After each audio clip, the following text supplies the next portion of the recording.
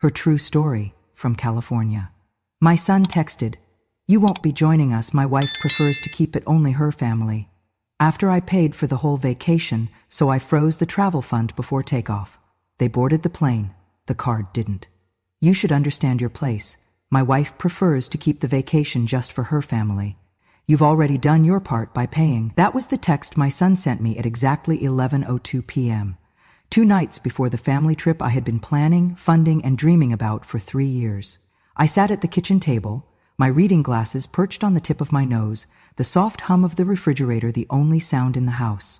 I had just finished placing the last set of travel-sized sunscreen bottles into the zippered bags I had labeled by hand, one for each grandchild. My hands were still sticky with tape from wrapping little souvenir bags with keychains that said "Aloha" and "Grandma loves you." The phone buzzed again. Another message. "Don't take it the wrong way, Mom. It's not personal. It's just simpler this way." I did not reply. I stared at the glowing screen until it went dark.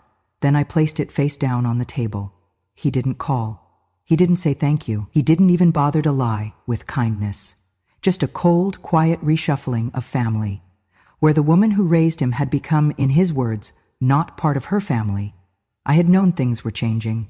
It wasn't just the way Tanya, my daughter-in-law, corrected me in front of the kids, or the way she rolled her eyes when I told stories from when my husband and I first visited Hawaii on our honeymoon. It wasn't even how she started hosting holidays at her mother's house and forgot to mention it until the day before. No, what told me everything I needed to know was the way she had looked past me. Not through me, but past me, like a waitress at a restaurant that had already dropped off the check. Still, I never thought Nathan would go along with it. He had once written me Mother's Day cards that made me cry. He used to bring me pink tulips every March, even when he moved out of state. When he was a boy, he told his teachers I was his best friend. I kept the picture he drew in 2nd grade, the one where I had a cape and the caption said, "My mom saves the day." Apparently, I was no longer part of that story. I looked at the small duffel bag I had packed for myself. Inside were 2 sundresses I hadn't worn in years, a photo of my late husband I planned to place on the dinner table during our night at the beach, and a small box of matches for the candle I wanted us all to light in his memory. The candle was lavender, his favorite scent. I had imagined us standing on the sand, barefoot, as the sun dipped into the ocean. I imagined my grandson holding my hand, asking, "Did Grandpa love the beach too?" And I would say he loved it enough to bring me here before we could afford it. He loved it more because he shared it with me. But that wouldn't happen now, because I wasn't invited. I had paid for the beachfront villa.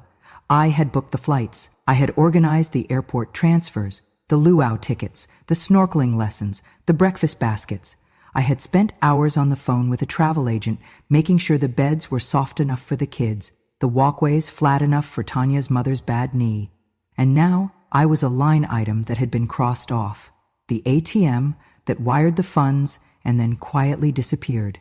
I sat in the kitchen a long while. The clock ticked toward midnight. The house was dark around me, but I didn't turn on the light.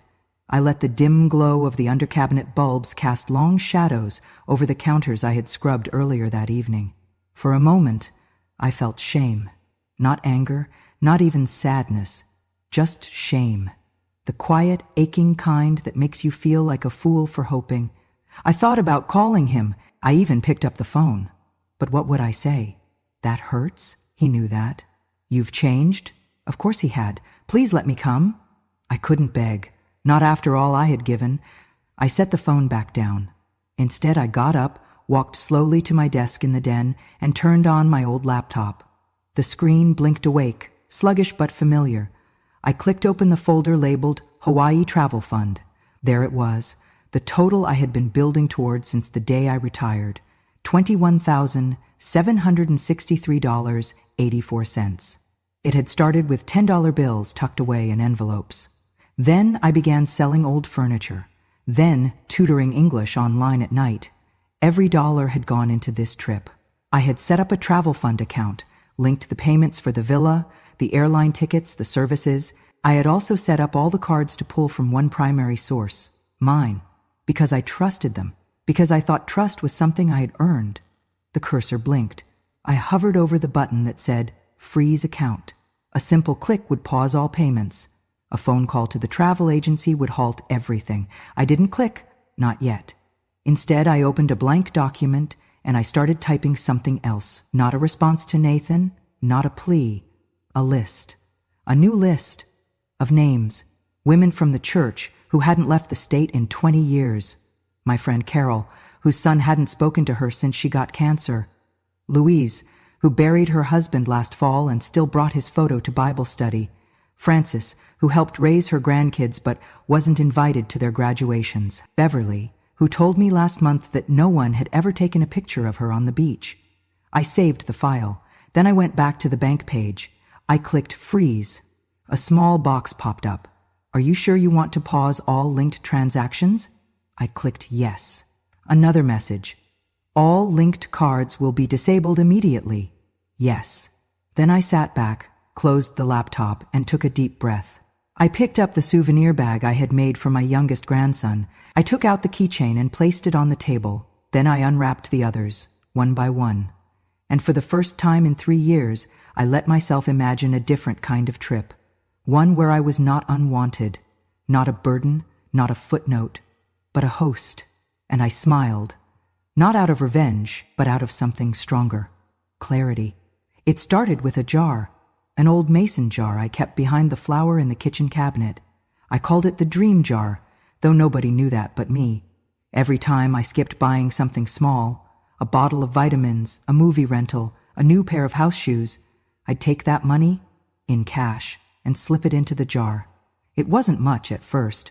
$5 here, the welk there, but over time it grew, quietly, like hope tends to do. 3 years I saved. I canceled my cable. I stopped buying my favorite tea. I tutored students online for extra income, even when my joints ached and my eyes burned. I turned the heat down at night and wore double socks. I declined invitations to lunch, telling friends I had a tight month. They didn't know I was putting every dime into that jar. For what? For a memory. For one last beautiful moment as a family. Hawaii wasn't just a destination, it was a symbol. James and I had gone there for our honeymoon. We were just 24, barely married, broke as could be. We shared a single suitcase and split sandwiches at lunchtime. He got sunburned so badly on the second day, he wore a bedsheet like a cape for the rest of the week. We laughed more than we ever would again. After he died, I made a quiet promise to myself. I'd take the family there. I'd let the grandkids see what he saw.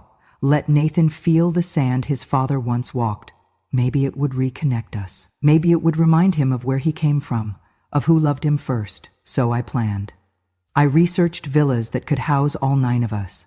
I called the travel agent a dozen times to ask about bed arrangements, dietary needs, and wheelchair access for Tanya's mother.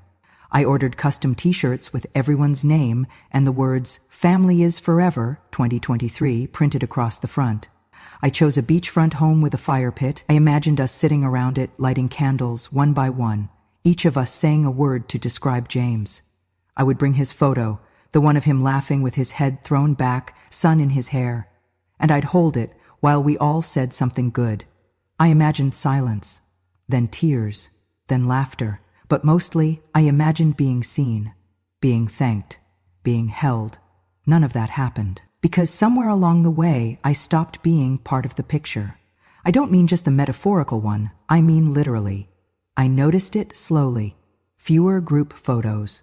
When they posed at Thanksgiving, Tanya would say, "Let's do one of just the kids." Then, "Let's do one with just our family unit." And by the time they were done, there wasn't time for one with me. At Christmas, they all wore matching sweaters, red with white trees. Mine was blue. I didn't even know there was a plan. Nathan would brush it off. "Oh, you're not into that stuff, Mom." But I was. I just wasn't asked. Tanya took over birthdays. She hosted everything at her mother's place. I was invited, but I felt like a guest. Once, she told someone, "Nathan's mom is here too," as if I'd wandered in uninvited. And always, she smiled like she didn't mean harm. But harm doesn't always come with raised voices. Sometimes it comes with exclusion, with omission, with being the one left out of every photo, every story, every seat at the table. But still, I planned. I held on, because this trip was going to bring us back together. Because once we were all under that Hawaiian sky, with waves whispering against the shore and children squealing in the sand. Maybe love would be enough to remind them. That was the story I told myself. That was the dream I built out of sacrifices, small and silent, until that text, that single text that turned a 3-year dream into a 3-second dismissal. You've already done your part by paying. Suddenly, every skipped tea, every cold night, every tutoring hour spent squinting at a screen felt foolish. I hadn't been building a bridge. I'd been building a pedestal, one they never planned to visit. I thought of the candles I'd packed, of the moment I imagined us holding hands by the fire. But the truth hit me like a wave breaking sharp against rock. They didn't want my stories. They didn't want my memories. They just wanted my money. And now that they had it, they wanted me to disappear. That night I went to the closet and unpacked my bag. I set the lavender candle on the table beside James's photo. Then I sat in the quiet and asked myself something no mother should ever have to ask. When did I become a burden in the family I built? The morning after the text, I woke up earlier than usual. Not because I had anywhere to be, but because I couldn't sleep. I kept hearing his words in my head. Not even his voice, just the words. Cold, typed, delivered through a screen. You've already done your part by paying. I moved through the house like a ghost, folding the same blanket twice, straightening picture frames that were already straight, wiping the kitchen counter though it was spotless. The silence clung to me. It hummed in the walls. Later that afternoon, I opened my email to check a grocery receipt, and that was when I saw it. Subject, Final Itinerary, Hawaii Family. Passage, sent from the travel agency. I clicked it without thinking. A full breakdown of flight schedules, villa check-in times, excursions, dinner reservations, rental car pickups, everything I had worked so hard to organize. I scrolled slowly, eyes scanning for confirmation of what I already suspected but hadn't wanted to face. There were 8 names. Nathan, Tanya, their 2 kids, Tanya's parents, Tanya's sister's boyfriend, not mine, not Mom, not Marilyn, not anywhere. 8 plane tickets, 8 lay greeting passes, 8 guests registered at the villa. I was not one of them. I stared at the screen, my hand hovering over the mouse. Then I zoomed in. Maybe there had been a mistake. Maybe I was under guest 9. Maybe they'd added me separately. Maybe, but there were no other attachments. No side bookings, no separate confirmation. Just 8. I sat there for a long moment. Then I closed the laptop gently, like it might break if I moved too fast. That evening, Tanya called. Not Nathan, Tanya. Her voice was overly cheerful. "We're just wrapping up packing," she chirped. "I hope everything's set on your end money-wise. I think the final payment hits tomorrow, right?" I didn't answer right away. Then I asked softly, "Is there anything you need me to bring?" A pause, a sharp, awkward silence. "Bring," she echoed. "Oh, no, you don't need to bring anything," I pushed gently. "Just wondering if I should pack any games for the kids or snacks for the flight. I know sometimes they get motion sick." She cut me off, still smiling, but with steel in her voice now. "Marilyn, we've got it all handled. You really don't need to worry. In fact, we were thinking it might be best if you took this trip to rest. Stay home. Focus on you." She didn't say it with malice, but the finality was there. They had planned the whole thing with me excluded, and were now pretending it was for my own good. After the call ended, I stood in my kitchen, staring out the window at the bird bath James had installed 20 years ago. The water was still, not a ripple. Just like me, not angry, not shocked, just still. I walked to the closet, pulled down the small fireproof lockbox, and opened it. Inside were the documents I'd kept since opening the travel fund, the account I created, the account I funded, the account linked to every single booking. I flipped through the forms. There it was in bold letters, account holder Marilyn Rose Monroe, authorized users none, no co-signers, no shared ownership, no alternate access. I sat down and opened my banking app. There it was. Travel fund, $21,763.84. Status, active, linked cards. 6 primary billing owner, me. That's when I started thinking about how easily they had erased me. How confidently, how they had spent my generosity like it was their right, and discarded my presence like it was a burden. I was never meant to go. They just needed the money. It had never been our vacation. It was a transaction. and I had been the bank. But the thing about banks is, they can close. I did not make any decisions that night. Instead, I turned off the phone, made myself a cup of peppermint tea, and sat with it. I let myself feel it fully, not just the insult, but the clarity. They did not forget me. They omitted me. And worse, they assumed I would be too passive, too old, too grateful for crumbs to notice. They thought I'd stay in the shadows and smile anyway. They forgot who raised them. I closed the app, and for the first time in months, I slept through the night. I didn't yell. I didn't cry. I didn't call anyone to announce what I'd discovered. No dramatic phone calls, no explosive accusations. I simply made tea, sat in the chair James used to call the lookout, and stared out the window while my laptop blinked awake beside me. The house was still. No TV, no radio, just the wind tapping against the pane, and the occasional hum of the fridge. And in that silence, something inside me settled, not like calm, but like stone. I was no longer confused. I was no longer waiting for an apology. I was planning. I opened the banking application and scrolled to the travel fund section. My name was still at the top, account owner. I checked the linked cards, 6 in total. 1 for the resort, 1 for the car rental company, 1 for the airline, 3 for incidentals, food, excursions, entertainment, all set to auto-draw from the same source, my fund. I clicked the Settings tab. There it was, Transaction Lock Freeze Mode. I hovered over the toggle. A small note beneath it read, "Activate this setting to pause all outgoing charges from this account. Linked cards will be disabled. No new charges can be authorized without account owner verification." 1 click. That was all it would take. But I didn't click it yet. Instead, I opened another tab, the one for my calendar. I marked the departure day with a red circle. They were scheduled to leave LAX at 10:45 IEM, local time.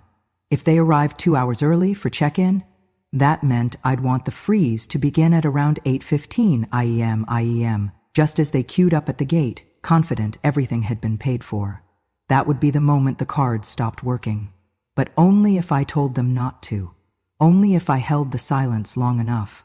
Still, I didn't press the button, not yet, because once you decide to stop playing the role people assign you, the good mother, the generous grandmother, the smiling supporter who never asks for anything back, there's no returning to that mask, and I wanted to be sure. So I gave them one last chance. Just one. I sent a message to Nathan, simple, soft. "Me. Let me know if you'd like any help with the kids' bags or snacks before the trip. I can bring some extra motion sickness bands for Olivia." No reply. An hour passed. 2. I could see that the message had been read. Still nothing. No thank you. No acknowledgement. No "we appreciate you." Just nothing. That's when I knew. There was no misunderstanding. This wasn't about miscommunication or forgetfulness or Tanya's preferences. This was about entitlement. About the quiet cruelty of people who think love is a one-way transaction. I was the vault, and they were cashing out. But not anymore. I returned to the banking app. My finger hovered again. Then, without hesitation, I clicked. The icon turned blue. The message updated.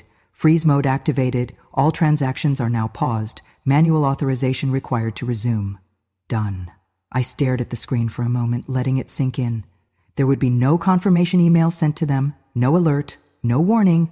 They would find out the way I found out I wasn't invited, in the most silent, undeniable way possible. I leaned back in my chair, took a sip of tea, and exhaled. It was not revenge.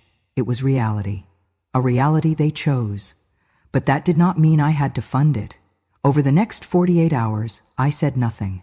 When Tanya posted a photo of matching beach hats on social media, I didn't comment. When Nathan texted the family group chat a final, ready for takeoff message, I didn't respond. And when my youngest granddaughter sent me a voice note saying, "Grandma, we're going to see sea turtles," I saved it, pressed it to my heart, and said aloud, "I'm sorry, baby, but someone had to teach your parents the value of presents." Then I returned to my laptop and opened a new spreadsheet. This time, it wasn't for them. It was for me. I made a list titled, "Those Who Deserve to Be Seen." At the top, I wrote, Carol, Beverly, Louise, Frances, Nora, Denise, each one a woman like me, overlooked, underestimated, overused. And beneath each name I began mapping what a vacation could look like, not for reward, but for restoration, not out of pity, but out of power. Because if I was going to be the one holding the checkbook, I would decide who was worth the trip. That night I slept with the window open. The wind whispered, like a secret finally spoken. They had their bags packed. They had their boarding passes printed. They thought the only thing left was the flight. But the flight runs on more than fuel. It runs on trust. And they had none left with me.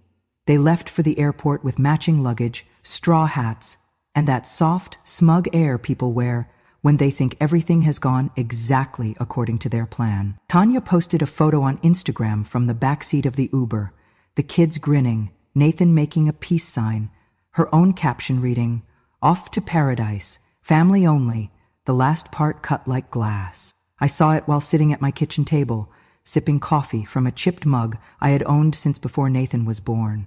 The same mug he once made me breakfast in bed with when he was 9 years old. I did not like what I felt, but I did not look away.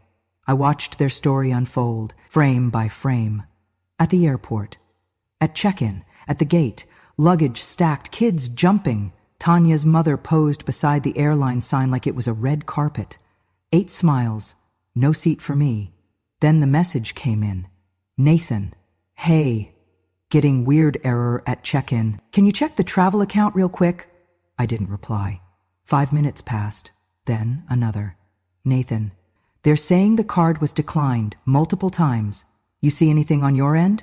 Still, I said nothing. Then the calls started. At first, 1 every 10 minutes, then every 5, then back-to-back. Voicemails followed. "Mom, it's me. Just give me a quick call, please." "Okay, I'm not sure what's going on, but we can't get the rental confirmed. It's saying funds unavailable. Can you look? Mom, please, the kids are freaking out. Just tell me if something happened to the account."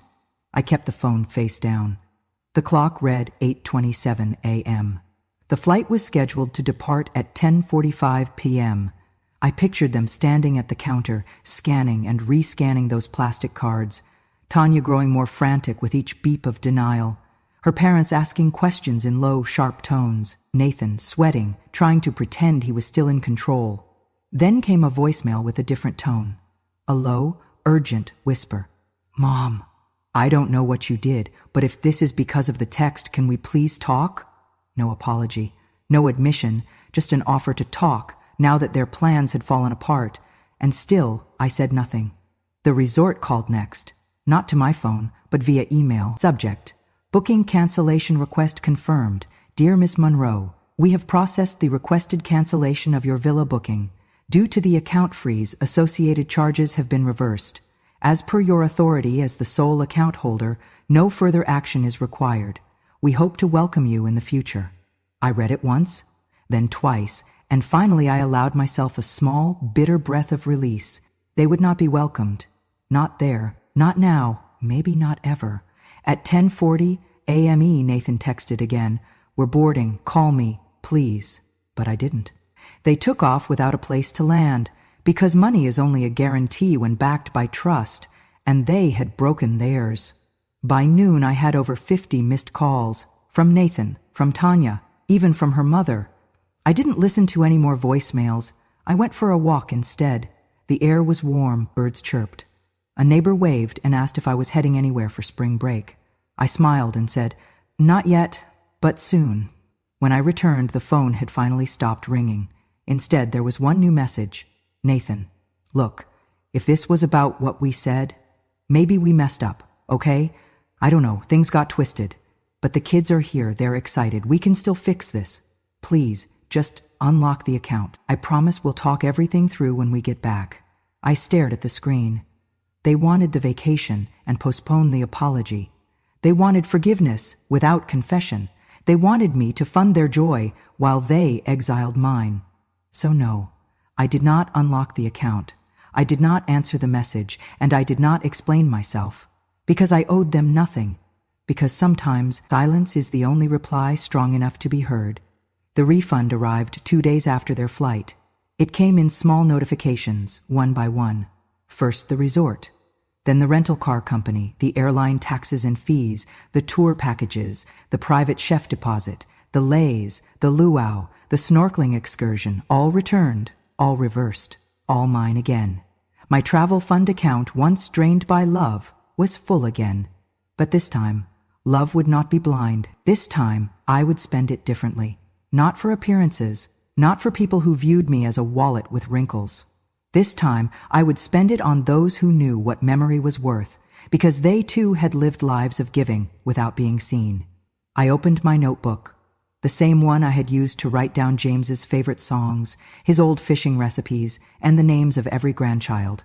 I flipped to a clean page and wrote 3 words at the top: The Forgotten Women. Underneath, I began listing names. Carol from church, a widow whose children hadn't visited in 5 Christmases.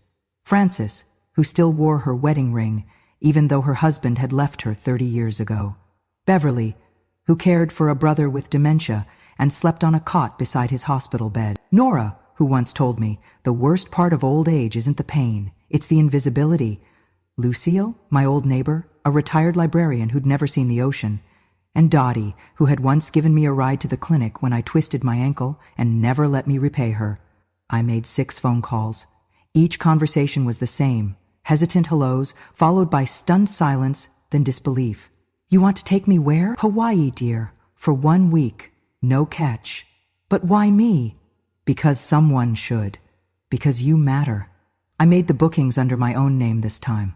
1 villa, 6 women, 7 days. No tags, no hashtags, no family-only captions. I called the travel agent and gave her different names. I asked for separate beds and 1 large table with enough space for all of us to sit together every night. Then I went to the box beneath my bed. Inside was the photo of James I had planned to place at the head of our family table. His smile still strong, still mischievous, still mine. I had the photo enlarged and framed. Not in gold, but in soft walnut, the kind of wood that grows darker and more beautiful with time. I packed it in bubble wrap and placed it carefully in my suitcase. When we arrived at the villa, a place perched above the ocean, where palm trees swayed like slow dancers and the salt air kissed your skin before you knew it, I walked through the front door and set that photo on the dining table. No one questioned it. No one asked me to move it aside. That night, we sat together under hanging lights, the sound of waves whispering through the open doors. Carol wore a bright scarf and kept refilling everyone's wine. Beverly toasted to finally being somewhere I didn't have to clean after. Frances cried when she saw the view from her window. We didn't talk about who forgot us. We talked about who we remembered. We didn't compare scars. We showed each other the strength beneath them. And James, my James, watched it all from the center of the table, his smile never fading. Each night, we lit 1 candle beside his photo. Each woman said 1 thing they wished someone had told them when they were 30. I see you. You're allowed to rest. You don't have to earn love. Your story matters. You are not a burden. You are never invisible. On the last night, we walked the shore in silence. The stars were so close, it felt like you could reach up and tuck one into your pocket. The water curled around our ankles. The moon made silver of every wrinkle and curve and scar. I looked around at the women beside me, women who had given without asking, loved without limit, endured without applause. And I realized something. I hadn't just taken them on vacation. I had brought them home. To each other, to themselves, to the reminder that memory, when shared with the right people, becomes more than a flash in time. It becomes legacy. The email arrived 3 days after they returned. I had just come back from a morning walk, the ocean still whispering in my ears. My suitcase was halfway unpacked, with a half-eaten pineapple wrapped in the fridge, and the scent of plumeria still clinging to my clothes. I sat down at my desk, opened my inbox, and there it was. Subject: Just want to clear the air, from Nathan. I stared at it for a long moment before clicking. Hi, Mom, we're back now. It was, well, not quite what we imagined. A lot went wrong, obviously, and I guess some of that was our fault. I'm not saying everything was handled perfectly. Maybe things could have been communicated better. Tanya says hi, by the way. She was really stressed and didn't mean to exclude you like that. I think maybe she just wanted the trip to feel a certain way. You know how she gets about structure. Anyway, I've been thinking, maybe we weren't fair. Maybe we messed up. But we're home now and trying to sort through a lot. Honestly, the kids are confused, and we're trying to shield them from too much drama. That said, we're in a bit of a bind financially. We had to rebook a bunch of stuff on credit, and it's kind of snowballing now. So I just wanted to ask, if you're able, could you maybe consider returning the original deposit we gave for the trip? Or even part of it? I know you probably feel hurt, but we're still family. Just let me know. Nathan, I read it once, then again, then a third time. Each time, my eyes found their way back to one sentence. If you're able, could you maybe consider returning the original deposit? I leaned back in my chair, letting the silence sit thick in the room. They wanted the money back. Not just an apology, not healing, not reconciliation. They wanted a refund. I thought about the word deposit, as if they had invested something, as if they had contributed to a collective vision. But they hadn't deposited anything but assumption. Assumption that I would pay, that I would remain silent, that I would feel grateful to be included, even on the outskirts. I clicked the Sent Items folder and found the original transaction. Every payment had come from my name, my account, my sacrifice. There had been no shared fund, no co-signed contribution, just me. They were asking me to give them my money to cover the cost of their choices. It would have almost been funny if it weren't so familiar. Because that's what mothers do, right? Pay the bill and swallow the insult. Hold the pain and hand over the blessing. Get erased from the photo but still by the frame. I closed my eyes and pictured the dining table in Hawaii. 6 women laughing, clinking glasses, passing bread. James smiling from the center, in his walnut frame. No demands, no expectations. Just presence. Just peace. Then I thought of Nathan's email. The absence of any real apology. The presence of excuses. The convenient inclusion of Tanya's stress and the vague suggestion that I should just understand. But understanding doesn't mean surrender, and love without respect is not love at all. I reopened the email, hovered over the reply button, then closed it again. There was nothing I needed to say. Because if you need to explain why you won't refund betrayal, the person asking never deserved an explanation in the first place. I folded the laptop shut and went to the kitchen. I poured a glass of iced tea and looked out the window.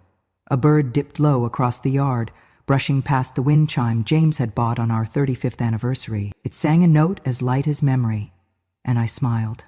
I may not have received a true apology, but I no longer needed one, because I had something better. I had clarity, and I had kept what was mine. I sat on the beach, toes buried in the warm, forgiving sand, watching the tide roll in like breath itself. The sky was the kind of pink that only appears in postcards or memories you swore you'd forgotten. Behind me, the villa glowed with the sounds of women laughing, not loudly, not for show, but in that low, full way that comes from somewhere deep, from someplace healing. Frances was telling a story about the time she took the wrong bus and ended up 3 towns away from her wedding rehearsal. Carol was trying to teach Beverly how to hula, with a flower tucked behind one ear. Dottie was singing an old lullaby under her breath. And Nora, sweet Nora, was writing a postcard to herself, addressed to the home she said no one had written to in over a decade. I watched them and thought, this is what family looks like when no one's trying to impress each other. Just presence, just joy, just permission to be. It had taken me a long time to understand that love doesn't come with volume. It comes with consistency, with showing up, with listening, with choosing someone even when they're no longer convenient. That night, after dinner, we gathered outside on the patio. I pulled out the candle. Lavender, the last one. I had brought 7. 6 were already lit, each one by a different woman, each one carrying a memory, a name, a goodbye they'd never been allowed to say aloud. Now it was my turn. I set James's photo at the center of the table. The women fell quiet. I held the matchstick in my hand. This, I said softly, was supposed to be for all of them, for my family. But I think maybe it was always meant for this. I struck the match. The flame flared, then steadied. I lit the candle and watched the wax begin to melt, slow and certain, like time itself. One of the women, Beverly, reached over and touched my hand. I didn't think I'd feel this again, she whispered. Peace, gratitude, like I mattered. She looked at me, tears welling in her eyes, and I didn't think it would come from someone like you. Someone like me? I asked, smiling. Someone who knows, she said, what it's like to give everything and still be left outside the door. I didn't respond. I just held her hand a little tighter. After the candle burned for a while, I stood up and walked down to the edge of the beach. The women followed behind me, slowly, barefoot, each carrying a seashell or a ribbon or a single written name tucked in their pocket. We formed a circle in the sand. No ceremony, no script, just silence. And then I said it, not to them, not even to James, but to the part of me that had needed to hear it most. I'm not sad anymore. Because I wasn't. I wasn't angry either. I wasn't waiting for Nathan to call. I wasn't hoping Tanya would realize what she'd done. I wasn't holding out for some teary reunion where everyone finally understood how much I had carried. I had stopped carrying it. And for the first time in decades, I felt light. I thought about that email, that pathetic, calculated attempt to turn apology into negotiation. I thought about the years I spent trying to be enough for people who only saw me when they needed something. And I smiled. Not the kind of smile you wear at family gatherings where you're handed a paper plate and told to sit at the kids' table because there's no more room. No, this was the kind of smile that comes when you realize you were never the problem. You were just giving your best to people who'd already decided it wasn't enough. That's when the words came. Quiet as the wind. Kindness breeds entitlement. So I erased that kindness. And now I owe nothing to anyone. Not because I was bitter, because I was finally free from expectations that had only ever drained me. Free from the weight of false belonging. Free from the performance of motherhood that required constant sacrifice without ever being asked, "And what about you?" I stood at the shoreline and let the waves come to me. They wrapped around my ankles and pulled at the sand like they were saying, "Let it go." So I did. I let go of the dream of a family that would hold space for me. I let go of the house I helped build, but was never welcomed in. I let go of the quiet, endless reaching for approval I'd already earned 1,000 times over. And what remained was this: a handful of women, a villa glowing behind us, a husband's smile frozen in a photo, and a heart no longer begging to be seen. I turned back and looked at them, my chosen family, and thought, I was never left behind. I simply found the ones who were walking my way. If this story touched something deep in you, if you've ever poured your heart into a family that forgot you, if you've ever been erased and had to write yourself back in, then you belong here. This is Grandma True Stories, where silence becomes strength and memory becomes power. We tell the stories no one else dares to, of mothers discarded, of women who endured, of legacies rebuilt, not with noise, but with truth.